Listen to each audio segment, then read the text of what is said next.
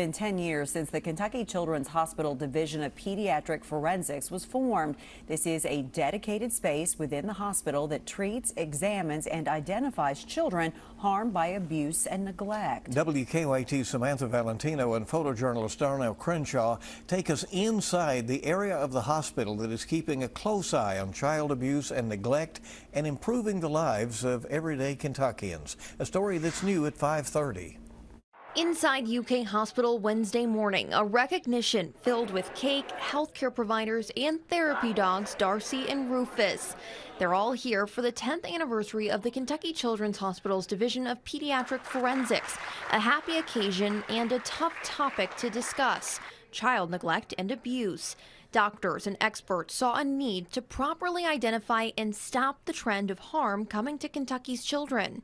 But there's bruising that's normal and bruising that's not normal. This dedicated wing is called the CoSare for Kids Center for Safe and Healthy Children and Families.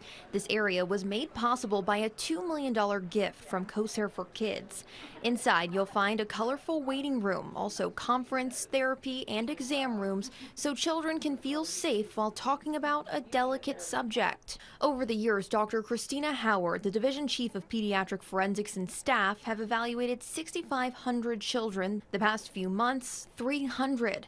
There's been more of a focus on researching child abuse prevention. And what we did realize that a lot of our children that were dying due to abuse or neglect had actually been seen by a medical provider within 2 weeks of their death and had an injury that should have been recognized. But not every case can be labeled as child endangerment. Because we've had kids that have had birthmarks that have misinterpreted as bruises. And thanks to a watchful eye on child abuse and neglect, protecting Kentucky's youth is headed in the right direction. And since that training has happened, our child fatality rate has gone from #1 in the country to being in the bottom in the country. I think there was only 2 other states that were below us this past year.